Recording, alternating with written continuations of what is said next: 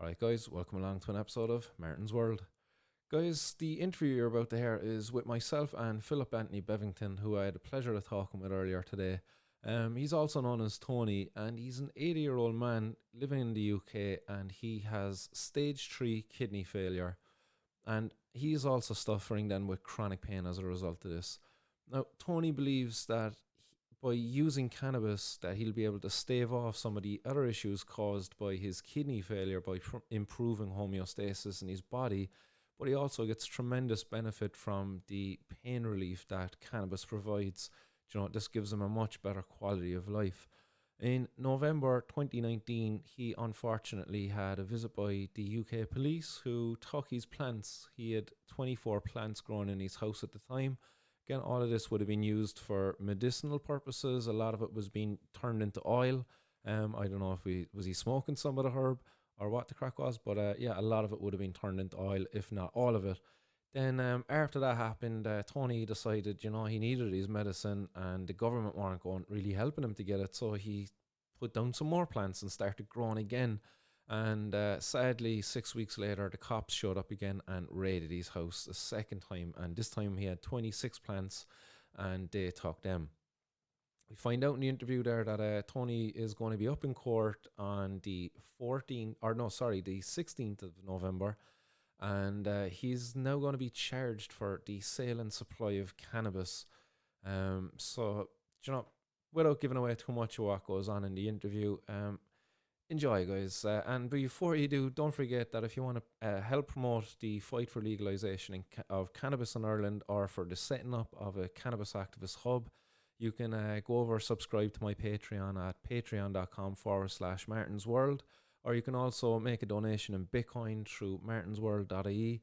There's a link up there where you'll be able to make a donation through there. All that money will be used to help further the efforts for legalisation of cannabis in Ireland and for establishing a cannabis activist hub in Cork. So guys, enjoy the interview. Thanks. How are you doing today? How do we find you? Well, slightly freaked out because I've just had the evidence from the police. Okay, so they just submitted it to you, just got a wind of it. So what does that look like? Worse than I feared. They're trying to do me for supply because my daughter's boyfriend had some upstairs, and they're saying that I supplied him and he was selling it. And he was selling, so they're trying to now bring you down. Yeah, but in fact, that's not true. He had a completely different set of stuff. But it's all intimidation, which is the way they work. Yeah, of course. And again, just trying to smear your name and what it is that you were actually doing, which was you were growing the plants because you needed access to the medicine for chronic pain, if memory serves correct. That's correct. Yeah, that's totally correct. And in fact, they've betrayed their ignorance completely because they said no evidence of oil. And yet, when he searched my drawer, there was some oil in it and he went right past it. So they obviously don't know what they're looking for even. Yeah, I've heard instances of that too, where a person had a load of plants taken out of his house and going through his fridge, he was like, yeah, there's all my cannabis oils there. And they picked it up, they looked at it, we don't want that. And they left it there. They didn't see, like, they want to see cannabis, they want to see plants, they want to, you know, it's that age-old reefer madness kind of. That's what they're thinking. I mean, I'm complimented in some ways. They describe me as a 60-year-old man with grey hair. Well, I'm 80 and I ain't got grey hair. It's more red. Yeah, it's hard probably to see because anytime they meet you, you're probably red-faced with anger with how they're treating you. Well, it's better than my daughter's in the room listening to you, and what she called the cop, I had to shut her up because she was really aggressive. Yeah, I could definitely. I've got a 21-year-old daughter and she fires up. Yeah, I could definitely think of a few colourful words as well to leave these at heart. I'm not going to tell you what she said. Yeah, I wouldn't blame you either. It's probably, yeah.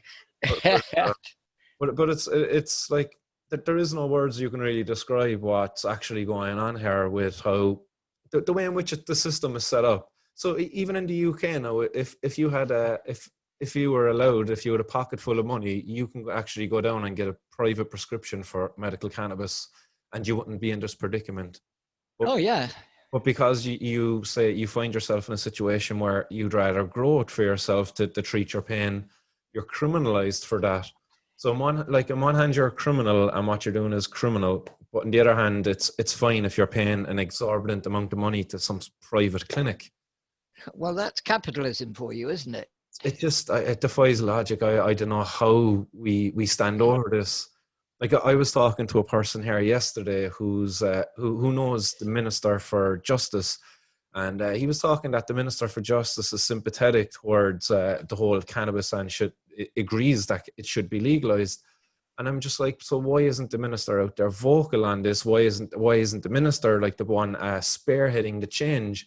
And oh no, it's because they need this white paper, this kind of bureaucratic bullshit. Like, but the way I see it is like it's people like yourself. There's real people. How can you tell me you need a piece of paper to sort out and another human being? Like, surely we should be able to do this without some piece of paper. As Well, I you wasn't well, hurting anyone. exactly, all you did was put some seeds into the ground, and you grew a plant, and that gave you a certain quality of life. Then, you know. Well, it certainly improved it. And since that's happened, I've actually deteriorated to fairly serious condition. Yeah, I'd imagine the stress with all this. Oh, the stress is outrageous. But if we can rewind a little, I suppose, because we really dove straight into it there. Going back a bit, when did you start growing cannabis for your own treatment? For treatment, I started 2018. 2018. Okay. I've grown cannabis for many years previous to that. Only I worked abroad, so I didn't have anything to do with it. But I actually have a prosecution for 1978. 1978. Oh, do take me back. Go on, tell me a bit about that. 120 11-foot high plants. Wow. Lovely. And I got fined £110. At all. That all, yeah. Jeez. So that at the time, I've known about cannabis as a recreational drug for years, but of course, never knew about its medicine ability until recently, the last 4 or 5 years, I suppose. Yeah, unfortunately for a lot of people, they find themselves only learning about it kind of when it is they need it, or maybe somebody close to them also is needing it. At least that's what I've kind of seen over the last year or two, more and more people learning about it because of somebody close to them that needs it for whatever health reason that is. A lot of the times it's chronic pain, actually, quite interestingly. Yeah. Mine was pain, but also I'm looking at homeostasis and balancing my body. Yeah. And my figuring was that if I can balance my body, it gives my kidneys a better chance to work. Which is one of the... Seems logical, doesn't it? It does, definitely does, of course. It is one of the more proven things there with cannabis, as well as how it does work with the human body in order to promote this homeostasis. Again, it works with the immune system to get the immune system doing what it should be doing. People with certain immune disorders where it's attacking their own body, yeah, it kind of sets that right. So why you would be mistaken to think like, oh, why not check it out and see if it can help? You know, I researched and I found some very interesting experiments done in 2020 in Canada. Yeah. And that gave me great hope. Your dog doesn't like being left. No, I'm just going to give him a nudge there. Give him a stroke. Yeah, just two of them down there. And they're complaining. I wasn't too sure it was coming through. Hey lads, come on, we're on an interview. My daughter. I love dogs. Yeah. I got two here. Yeah, Sam, I've whipped it in a bagel. I got an Alsatian and Jack Russell. I love you. I always wanted that. Are you in Northern Ireland or the Republic? Down south, down in Cork City. Okay. Yeah. That's Northern Ireland, isn't it? My ignorance. No, I'm down south, yeah. I'm down very south, the south of Ireland. You're south, are you? Yeah, down at the tip of the south, like, yeah, that's okay. It's an area I always wanted to visit. I've lots of friends living in Sligo. Oh, okay, perfect. Yeah, another nice part of the country. So I'm told. Yeah. Well, Ireland has definitely got some magnificent countryside that could be very good for growing cannabis, but we've some ignorant policies that are getting in the way of that. Have you read Seed the Future's Guy Coxall's report? I haven't actually, no. Geez, you ought to. Yeah. It came out last week. It's a 50-page document that really lays in. There is no evidence that cannabis is harmful. And in fact, it's been a fraud perpetrated on us for the last 70 to 100 years. Political, economic, and social reasons controlling. I certainly won't disagree with you there either. When you look at the reasons, going back to the guys like Anslinger and some of those. Well, that's 1931. He started the whole bloody ball rolling. There you go. And once it got on, like it was hard to change the way. I'll see if I can get it to you. It's a certain thing that brings it up, I suppose. Like now that this has been around for so long, it brings me back to something I'm aware of when doctors were working within surgeries. And I can't remember the guy's name, but when he first suggested that doctors wash their hands before they go into a surgery, he was ridiculed. He was ostracized. Like he was like, they thought this guy was crazy. Oh, these invisible bugs living on our hands. And there was a resistance to change. And I think we see that now with cannabis. Like even though the evidence is there, it's just that we've thought of cannabis, like a majority of people in society have thought of cannabis as this evil thing, the reefer madness, like that. Well, we've been brainwashed, indoctrinated into it. Yeah, exactly. Like, and even when you look at how the figures weigh out in terms of the grants that are given to studies in cannabis, I think it's 70% of studies into cannabis is to demonize it, it's to find harms. And as you said, it's not there. It's not there at all. Well, it's partly to do with control. Mm-hmm. Control the population, and you've got a compliant population. Yeah. I was actually looking at a cannabis plant in my buddy's garden earlier. He's grown it out his back garden in a polytunnel, and it's a beautiful, lovely plant. And we were talking about it. It's like, isn't there any wonder that the government want to keep this illegal? Because if we could grow plants like this out our back garden, and it helps with your neighbour who might be 50, 60 with a bit of arthritis, like, of course you're going to give it to them. And that means then that they don't have to be down at the chemist getting some of these more harmful drugs that they would prefer them to be on because... yeah. Well, that's why I've gone the route I've gone. I mean, my doctor would have offered me opioids. Yeah. There's no way I'm going to take them. No. My kidney complaint has kicked off from kidney stones, where my kidneys were slightly damaged, to the doctor giving me medicines that she should not have given me because of the damage already existing to my kidneys. So that made it much worse. Yeah.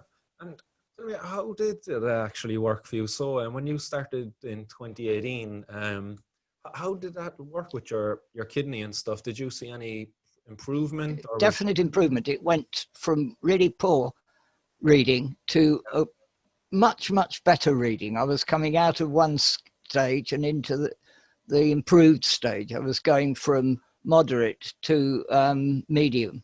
Yeah, and they're actually measuring something there within your kidneys, isn't there's a certain marker there that they're watching? Yeah, they look for creatinine. They call it the EGFR reading. Yeah, that's the one. So you've seen a decrease in that, which is a result. Oh yeah, I'm 28 now, which is verging on needing dialysis. And that's because of all of the stress and everything. Yeah. I would say a lot of it is down to the stress. I've been under extreme stress. I may not show it, but I do suffer. Yeah, definitely. I think it's something that we don't talk about enough, is the fact that that stress, like, it is the biggest burden on the human body, really. And I think that the biggest thing to alleviate that stress anyway is having a person to talk about who can help, what is that saying? A problem shared is a problem halved. I think a lot of the times, but I suppose when you have people invading your home, taking away what is your medicine, like, it's very hard to alleviate that stress. Especially when you say to the policeman, that's my medicine. If you take it, you're going to kill me. And he says, well, it's against the law and what you're saying is irrelevant. Yeah. That makes it doubly frustrating. Yeah, it's where's the human compassion there in that? when you've one person telling you like straight there to your face that this is helping me, what you're effectively taking away is my quality of life. Like it's Yep. just, I don't know, it's comparable to what the Nazis were almost doing in terms of. Well, I nearly said that to him. I make no secret in saying it to them, because when they say that they're just doing their job, I imagine that's how some of the Nazis justified what they done at that time, is they were doing Absolutely. their job.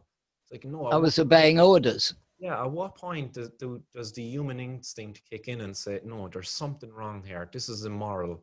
There's something Well, wrong. that's what I'm saying. I'm saying that Yeah, as far as I'm concerned, what I did was the only choice I had. I wasn't offered anything to cure me because there is no cure. yeah.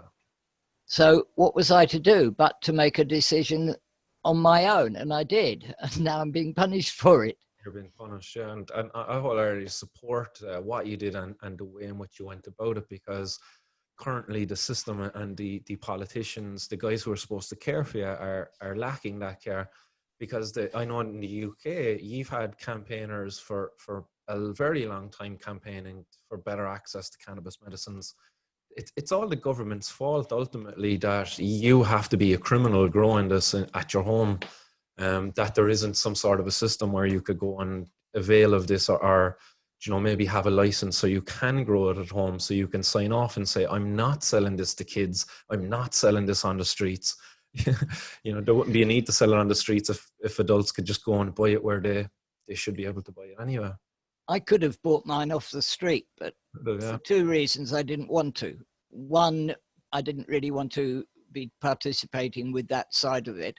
And two, I just didn't know the quality. Yeah. The plants I grew specifically for my oil, because I processed them and took the oil out. Yeah. What strain were you growing? I was growing King Kong. King Kong, very fitting name. Very strong. That's exactly what you need for battling chronic pain, like strong like that. It was very good. It was highly effective. Yeah. So I'd imagine that was an indica dominant strain. So yeah, state inside. Yeah, excellent. No, it's great that just to get that information out there to patients too, because it's something I encourage people more and more to do, is for people to grow their own, because the government's in action here. It's just appalling, really. We're going into another lockdown here in Ireland, and the last one caused a major interruption in the supply of cannabis to people, and that brought a lot of criminals actually out who basically took advantage of people, unfortunately. You talked about quality there a few minutes ago. I had stories here of people getting oregano, and yeah, they were too I'm not surprised. They were too afraid to say anything, because the person giving it to them, probably would have got violent with them if they were to say, "Hey, this is oregano." They just took it and walked away and said nothing, because they're intimidable people. They were out of their depths, I suppose, as well. It was unfortunate. Yeah. Do you have compassion clubs in Ireland? We don't. You see, it's something I've been promoting as well, as for more people to do this. I definitely know that there is underground growers kind of looking after people there, but there's nothing in terms of clubs. There is nowhere where I can point a finger to and say to a patient, "Oh, go to these guys; they'll look after you." It's very much, if you know, you know, and if you don't, you don't. Even I know one group that are active, and I can't have any of them on, because they're so afraid. They're so protective. Sure. I can understand. Their members, and exactly, I understand too. Amazing people. I so admire them. Exactly, I do too. I tip my hat to them, and I can't say enough about them. They are out there, and I do encourage more people to get out there and do. I used to work in a grow shop, and that's when I really had the veil lifted as to the network of growers out there, even just in a small city like Cork City. To put it in perspective, like if Gardaí here were to go out and do a raid every day, they would be doing raids for the next 5 years with the number of cannabis growers just in the county of Cork. Well, I know there's 3 or 4 grows going on in my street alone here in Cornwall. Yeah, it's really popping up. It's like weeds. They're just everywhere now. Well, yeah. Nice weed. Exactly. Yeah. No, it's good. Yeah, it ain't getting me down, but it does stress me. And I've had bad moments. Yeah. And what are you looking at so at the moment? So you got the evidence there recently. When will it be up in court, I suppose? Well, I'm going to Magistrates Court 16th of next month. 16th of next month, 16th of November. Okay. And if I'm feeling strong, I'm going to plead not guilty because I believe there's mitigating circumstances. Yeah. I shall plead not guilty due to certain reasons. I did what any reasonable man would do in the same circumstances. Yeah. And that's my plea. Yeah, I wholeheartedly support that as well. As we kind of indicated, it really is the government who are at fault here. They've left you with no choice ultimately to do this. It hasn't been a secret that people wanted this for a long time. So I hope that plays out. Obviously, I suppose for legal reasons, you probably can't go into too much things there around the court I'd case. rather not. Yeah, I totally understand. I done an interview at the weekend, and I have to sit in the interview until a point which I can release it actually because of legal reasons too. So no, I wholeheartedly understand. I won't pry too much there.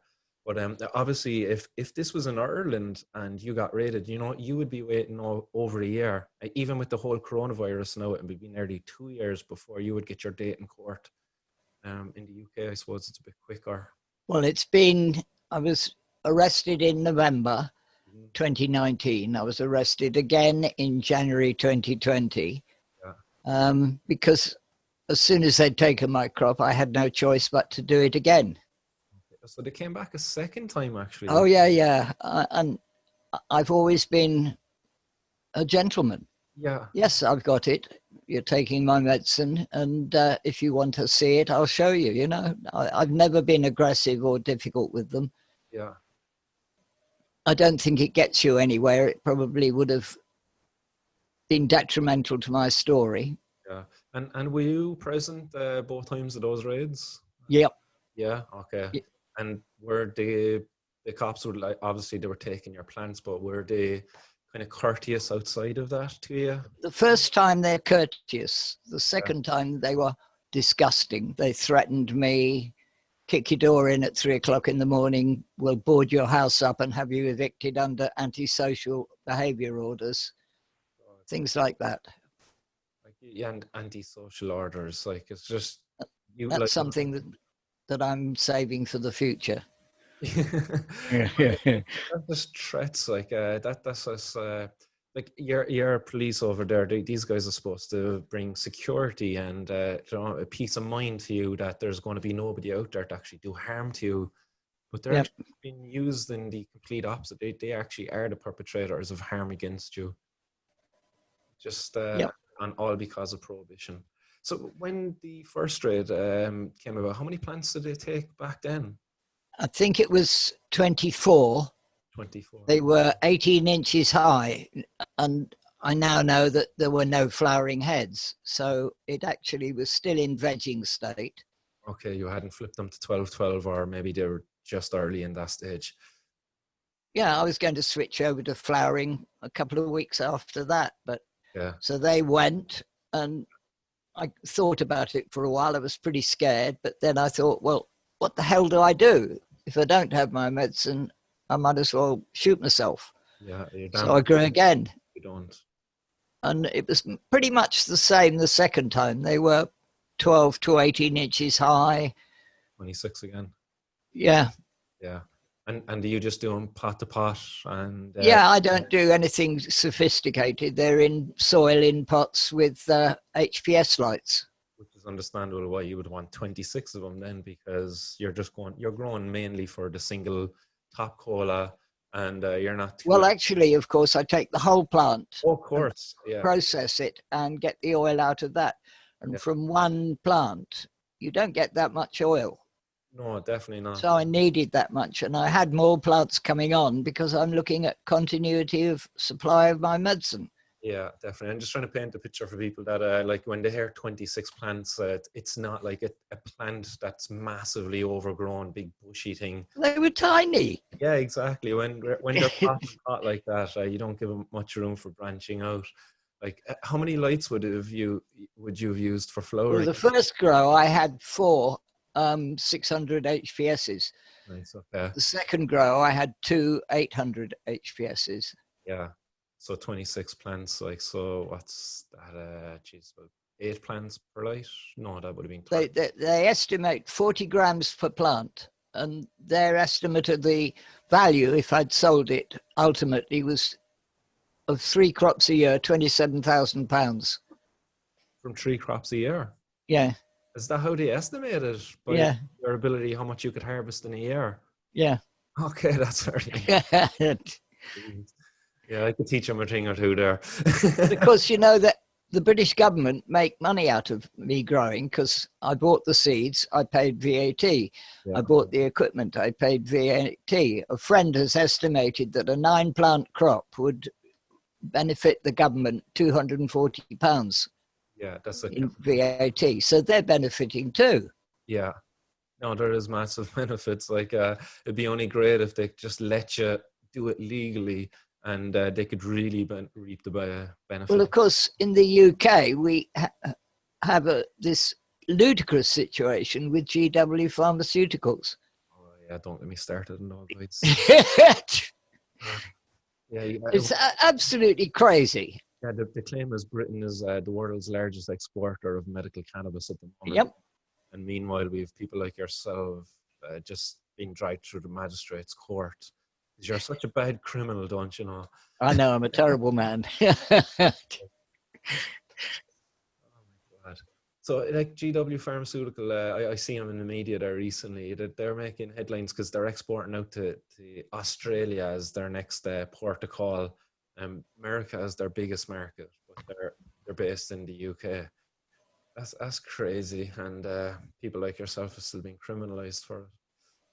It just I don't know where to go. It's ludicrous, isn't it? Yeah, no, it really is. It's madness. So when you're up on the 25th now, is this your first hearing? 16th of November. Or the 16th? Jesus, my brain. Cool. 16th of November. So this will be your first hearing for these. Yeah. For the 2 charges they're going to be bringing you up. Yeah. I don't quite know how it's going to work out, because I only just discovered they're trying to tie me in for supply with my daughter's boyfriend. Yeah. So I've got to sit down with him when he's home from work later and discuss our campaign. I really don't know what's going to do. I was thinking I was on my own, but I'm not. Yeah. Did he know? He didn't know that he was going to be up in this at all. So. Well, he knew that he was going to be charged with possession, but thought it was a separate charge. Well, yeah. I discovered today from the papers that it isn't. It isn't. And if you don't mind me asking, was he caught with much, his own personal amount? Oh, no, about maximum, I think, was 80 quid's worth. 80 quid's worth, that's what he was caught with. Hey, lads. You start my dogs off. Yeah, they're letting me know somebody's coming in. Must have Yep, mine do too. Yeah, so he only got caught with 80 quid's worth, and they're roping him in with that. Like, that's ridiculous. Like, he's, what age is he? Is he 21 as well? Yeah, he's 23, something like that. My daughter's 21. And has he been criminalized before? Is he any conviction? No, he hasn't. He hasn't anything like that either. But he's prepared to plead guilty to possession and just let the whole thing disappear. But if they're going to try to do him for dealing, they're trying to do him for dealing as well. Yeah, the pair of us. That's ridiculous. It's your evil little crime network going there. You're a crime family, I'd say. Like that'll be the next headline. Better watch out. It'll be the machine guns next. Oh my God, like. And the truth is, what he and I did was entirely separate. He's a smoker, a recreational smoker. I know it. But he knew nothing about what I was doing. He knew I took oil, but didn't know that I actually produced it myself. And it's impossible to tie us together, because what he had and what I had are totally different. Mm. Yeah. He had dried Californian buds, I think. Yeah. Yeah. I didn't. A quick lab test, or even a sniff, like to the connoisseurs out there, like it would be easy to tell, but I suppose to the authorities, they just see it all as cannabis, and they want to do whatever they can to demonize you, to drag you down, because as you said, there's money in it for them as well. And when you go to the magistrate's court, there's a judge getting paid. You know, you're creating business there for them. Like, you see, if they can prove that I supplied, then they can tie me down under Proceeds of Crime Act and take my home away and all my money. And what's that in terms of a prison sentence then, up to 10 years? Well, anything up to 14 years. 14 years. And if, what, don't mind me asking. I've been 94. Okay, so you're 80 years of age. Oh my God, like that's ridiculous to be dragging a man through court. Like at this time of your life, like surely like in any other culture out there, in traditionally we would be respecting people of your age, because 80 years of age comes with a lot of wisdom, a lot of lived experience. And obviously you said you've worked with cannabis before. We should be listening to people like yourself, not criminalizing them. Like when I've actually been quite a reasonable human being. 20 years of my life was spent developing farms in the third world, Africa and the Pacific, for kids to have better food. So there you go, like a humanitarian in your work, doing things out there to help people. And again, I'm sure with your cannabis, had you been allowed, you probably would have took a couple of other patients under your care. Oh, I'm sure I would, yeah. And not to line your pockets, but just to, again, know that you're helping another human being, much in line with what you were doing in third world countries with setting up the farms. It was a lovely job. I really enjoyed it. Yeah. Where did that bring you to? So, well, I worked in Africa for 7 years and the Pacific, primarily Papua New Guinea. Very nice. Well traveled. Yeah, I've been all over the world. So you got to try some of the cannabis and the culture there too. Papua New Guinea gold, amazing stuff. Beautiful stuff. Was it hard to find? No.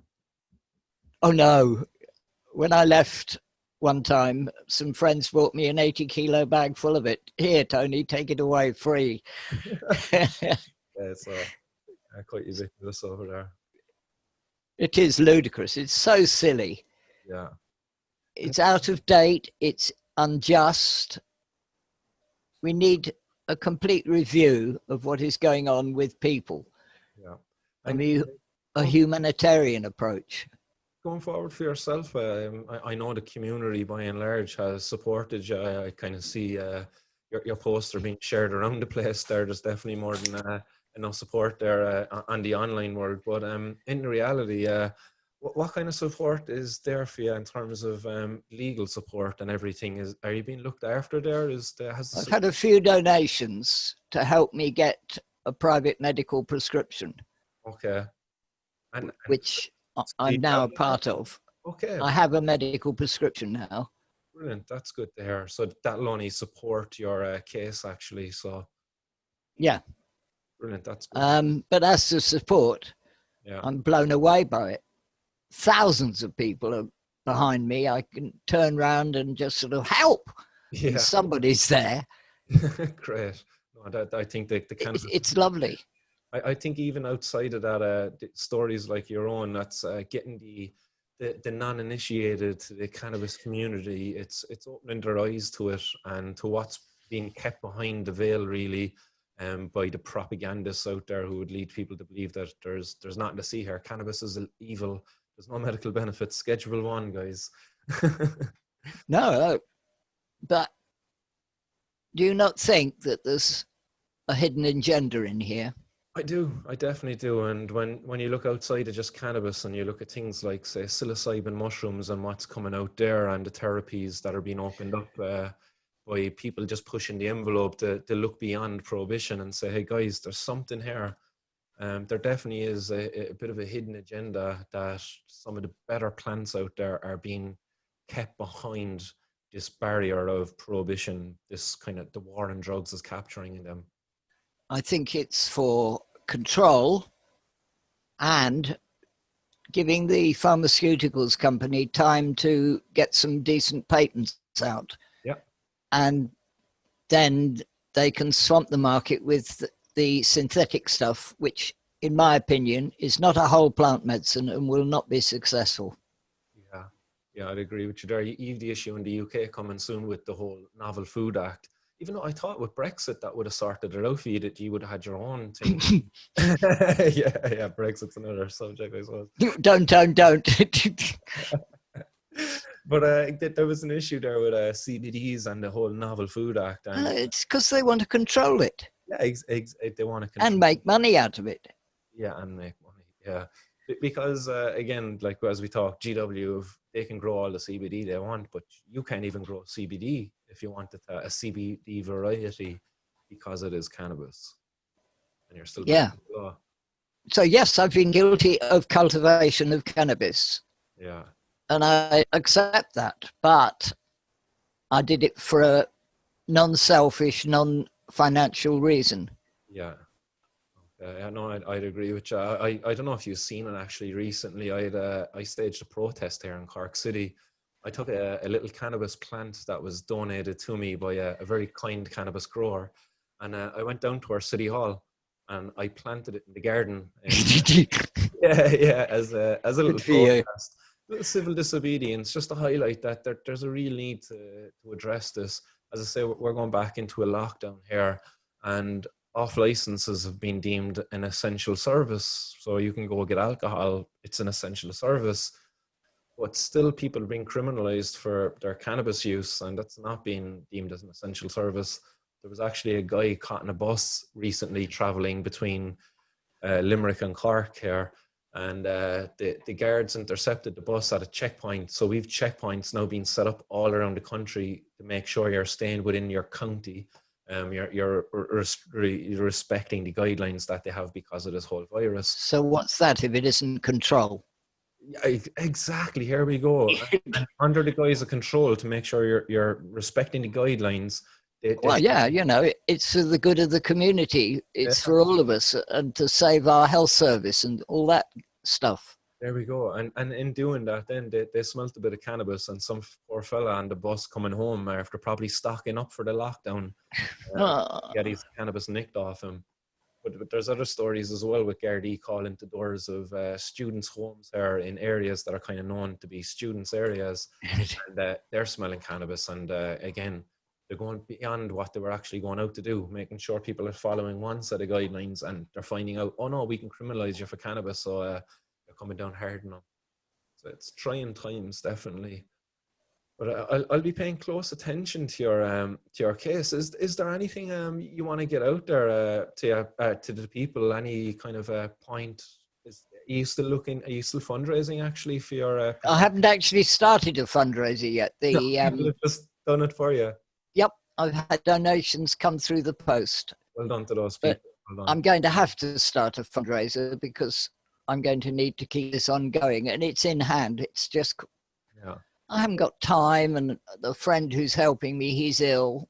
Yeah, well, I think it's a very good argument to be made in the court that the reason why you were growing, like, and I hope I'm not putting my foot in the air for you, but like, it just shows that what your prescription, it's unsustainable.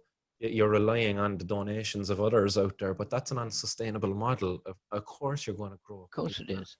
Of course. So I'm a pensioner on an old age pension, which is pretty lousy in the UK. Yeah, and as I say, you've a lot of wisdom there. You need to be listened to and not locked up behind bloody bars, for crying out loud. I could say a lot of more colourful things there, but yeah, for crying out loud, that's where I leave it. You mentioned Brexit, and Brexit is causing this country to shit on its neighbours, like Ireland, northern and southern. Yeah, we're behaving despicably. Yeah, there's been a bit of backtracking on agreements that were made there between Ireland and the UK. But it's all part and parcel of the control. Yeah, there's definitely a grasp for control there at the moment, and governments seem to be getting it in Ireland anyway. Well, definitely in the UK. Yeah. But I'm not a nationalist in any way. I'm an internationalist. My beliefs are human beings, humanitarian. I'm not interested in a guy's colour or his religion. I don't have religion myself. I'm a humanist. I believe in loving everybody till they prove themselves otherwise. Yeah, I think it's something that we all need to see, like that it is one planet, like we all do share it. That if you shit in the ocean on one side of the planet, like that, there's a very good chance that there's going to be a piece of I have shit in the ocean, actually. Figuratively. Island in the Pacific. don't think I ever actually dumped in the ocean. I definitely peed in the ocean. I'm a fairly basic, down to earth human being. Yeah. I love life. I love it. And what I see, what I feel is that society is trying to take my life. Yeah, no, I totally respect what you're doing, and I think it is a real shame what the guys in power are making society do to people like yourself. I think that the more people get to hear your story, the more support you'll get, because the actual human beings out there who have a heart and compassion within them, it'd be very hard for them not to support your cause and your case, and people out there like you too, who haven't been caught. You know, there's so many people out there who are being forced to break this law who haven't been caught. And they spend their whole time in fear. They do. And that fear causes stress, which, you know, only exacerbates their underlying conditions then. I've got many friends who live their lives worrying about a knock on the door or the door being kicked in. Yeah. Yeah. And they're doing no more than growing their own medicine. I think it's something that it's a leaf of from the book of the gay community that the cannabis community kind of have to take, in terms of a big overcoming was within the gay community was the coming out of the closet, that just the openingness of being gay, like that's what really helped the gay community. But it's something that it's a major barrier for our community, because jobs, like I have my podcast here that I've been doing now for quite a while, and you would be just gobsmacked with the amount of messages I get with people saying, "Oh, I love your video, but I can't like this, I can't share it because my boss might see it and I might lose my job." And that's terrifying.